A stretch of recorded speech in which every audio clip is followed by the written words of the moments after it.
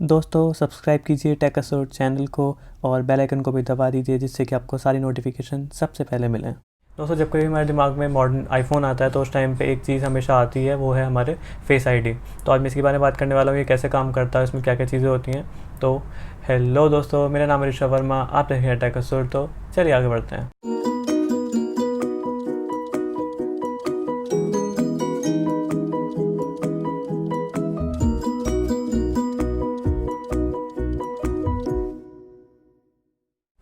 दोस्तों हम लोग बात करें यहाँ पे बायोमेट्रिक सिक्योरिटी की, तो इसके अंदर सिर्फ आपका फेस आईडी ही नहीं है सिक्योरिटी के मामले में, इसमें आपकी और भी चीज़ें जैसे फिंगरप्रिंट स्कैनर और आईरिस स्कैनिंग।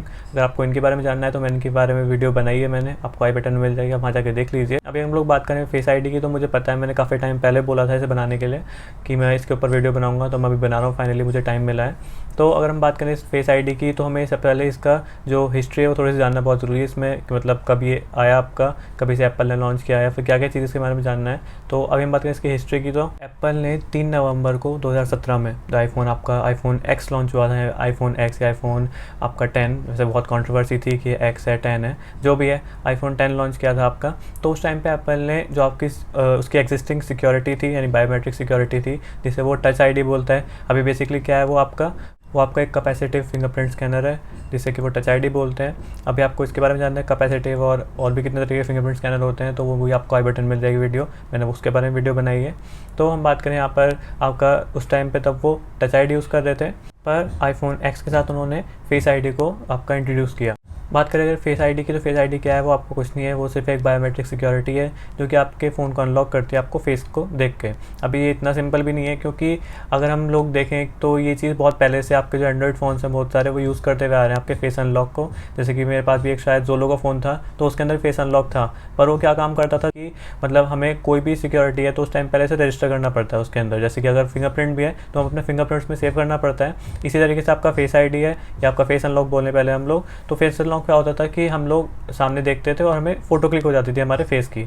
अभी वो फ़ोटो सेव हो जाती थी उसके डेटा में, और जब भी फ़ोटो उसके सामने लाई जाती थी फ़ोन के, तो वो उसे अनलॉक कर देता था। अभी ये चीज़ फूल करना बहुत ज़्यादा ईजी था, क्योंकि अगर हम अपने स्मार्टफोन को अनलॉक करना है तो उस टाइम पर अगर हम एक फ़ोटो भी सामने लगा देंगे जिस पर्सन का सेव्ड है उसके अंदर, तो उसे देख के भी फ़ोटो को अनलॉक कर देगा हमारे फ़ोन को। तो ये बहुत ज़्यादा सिक्योर नहीं था, ये बहुत ज़्यादा बेकार क्वालिटी थी।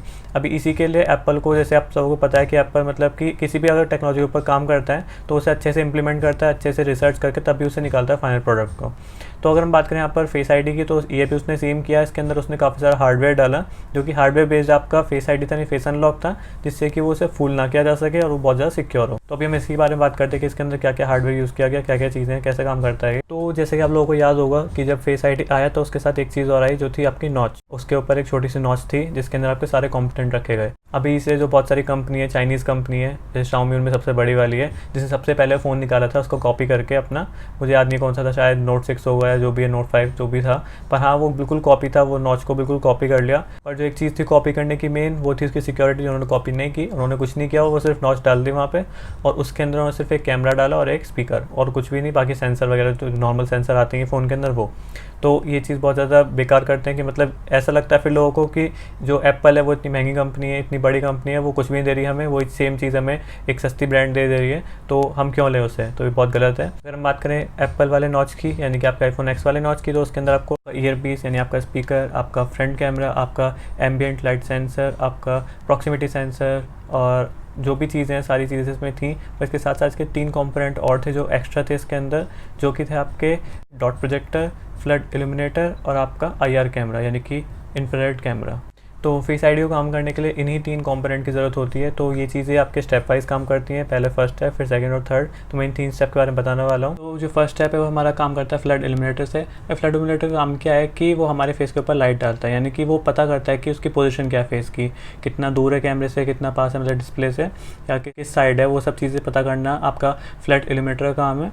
प्लस ये भी आपका एक इंफ्रारेड कैमरा होता है इसके अंदर भी, जिससे कि जो लाइट हमारे फेस के ऊपर डालता है वो दिखाई नहीं देती हमें, हमारे मतलब आंखों से दिखाई नहीं देती, बाकी आपके कैमरे को दिखाई देगी, क्योंकि इंफ्रारेड लाइट है वो फेस को दिखाई नहीं देगी। तो उसका काम ये होता है कि पोजीशन पता करे। फिर आता है हमारा सेकंड स्टेप, और सेकंड स्टेप होता है हमारा डॉट प्रोजेक्टर का। अभी डॉट प्रोजेक्टर का काम क्या है डॉट प्रोजेक्टर हमारे फेस के ऊपर बहुत सारे डॉट डालता है, बहुत छोटे छोटे डॉट डालता है, जो कि हमारे 30,000 डॉट डालते हैं उससे, मतलब कि वो एक कह सकते हैं लेज़र है।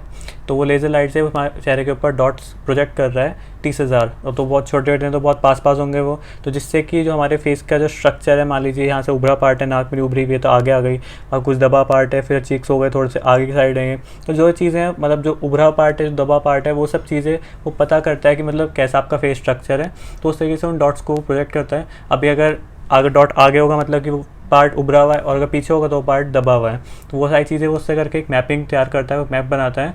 उसके बाद काम आता है आपका तीसरा स्टेप, यानी कि आपका इंफ्रारेड कैमरे का।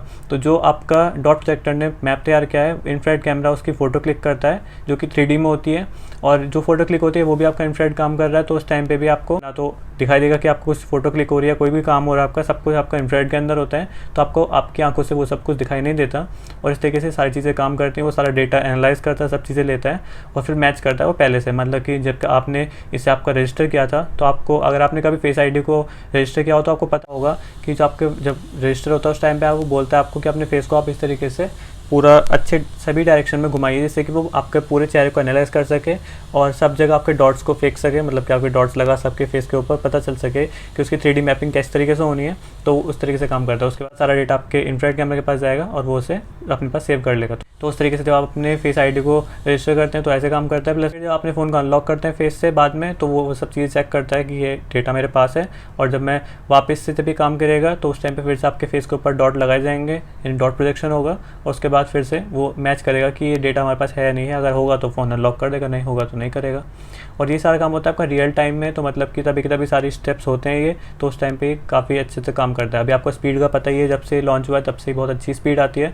पर अभी अगर बात करें मॉडर्न वाले, मतलब जो मॉडर्न स्मार्टफोन्स आपके आईफोन्स हैं, उसमें ये चीज़ थोड़ी और ज़्यादा फास्ट हो गई, और ज़्यादा एक्यूरेट हो गई है, और ज़्यादा सिक्योर हो गई है। अभी सिक्योर क्यों? क्योंकि आपका जो फेस आईडी है वो आपका मशीन लर्निंग का यूज़ कर रहा है, मतलब कि अपने आप से ये सीखता रहता है आपके फेस के साथ साथ। मतलब मान लीजिए आपके फेस में कुछ चेंज आ, जैसे आपके फेस पे चोट लग गई, या आपने चश्मा लगाया, या फिर आपने अपनी जो बियर्ड है उसे बढ़ा लिया, तो जो भी चीज़ आपके फेस में थोड़ा थोड़ा चेंज होता रहेगा धीरे धीरे करके, वो उसे सीखता रहेगा और अपने पास डेटा को सेव करता रहेगा कि हाँ ये चीज़ पहले ऐसी थी, अभी ऐसा है फेस, तो इसे भी अनलॉक कराना है। तो उसे पता होता है कि कैसे करके अनलॉक करना है आपके फेस को। बात करें कि सिक्योरिटी कितना सिक्योर है ये आपका, तो ये आपका एप्पल ने उसी टाइम पे बोला था कि आपका कभी हो सकता है 10 लाख में एक बार ऐसा चांस आएगा कि आपका फेस, मतलब आपका जो फ़ोन है वो किसी और के फेस से अनलॉक हो जाए, मतलब कि कोई आया आपका फ़ोन उठाया और ऐसे अनलॉक करने का ट्राई किया हो जाए। तो ये चांस आपका 10 लाख में एक बार ही होगा, तो बहुत ज़्यादा सिक्योर है इस चीज़ के लिए, और इसे फूल करना बहुत ज़्यादा मुश्किल है। अगर मैं बात करूँ एंड्रॉयड फ़ोन्स की, तो ज़रूरी नहीं है कि आपका जो सारे के सारे एंड्रॉयड फ़ोन्स है वो भी सब इसी हार्डवेयर का यूज़ कर रहे हैं।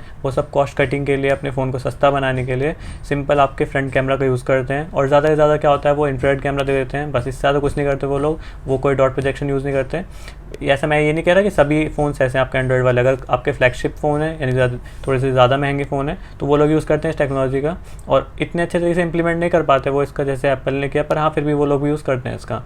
पर जो आपके मोस्टली स्मार्टफोन्स हैं वो आपका सिर्फ फ्रंट कैमरा का यूज़ करते हैं और आपका फेस को अनलॉक करते हैं, तो वो बहुत ज़्यादा आपका बेकार है, मतलब कि इतना सिक्योर नहीं है वो। तो इसीलिए यही चीज़ आपकी कि एप्पल में इतना सिक्योर क्यों मिल रहा है। अगर बात करूँ नॉच के बारे में, तो आपने सुना होगा कि बहुत सारे लोग हैं जो अभी भी क्रिटिसाइज़ कर रहे हैं एप्पल को कि उसने नॉच क्यों नहीं निकाली अभी तक। मतलब कि अभी जो रूमर्स आए हैं उसमें ये पता चला है कि मतलब आईफोन 12 होने वाला है उसके अंदर में नॉच आएगी।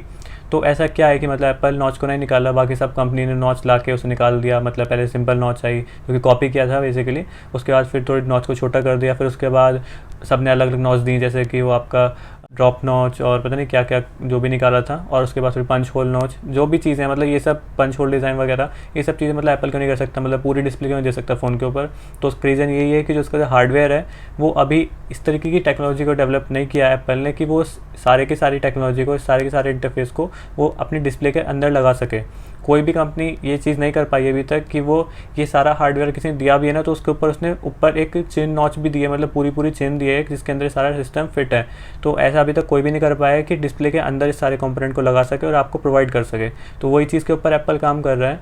जब वो सक्सेसफुल हो जाएगा कि अपने सारे के सारे हार्डवेयर को अपनी डिस्प्ले के अंदर लगाने के केपेबल होगा, तो वो नॉच को भी हटा देगा।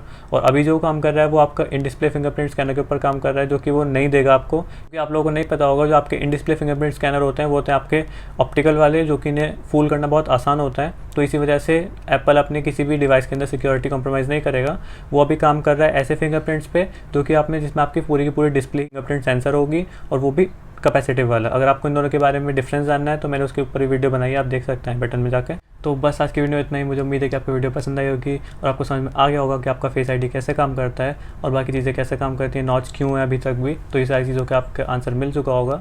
वीडियो देखने के लिए धन्यवाद। वीडियो को लाइक कीजिए, शेयर कीजिए, चैनल को सब्सक्राइब कीजिए। अब मैं मिलता हूँ अपने नेक्स्ट वीडियो में, तब तक के लिए नमस्ते, गुड बाय।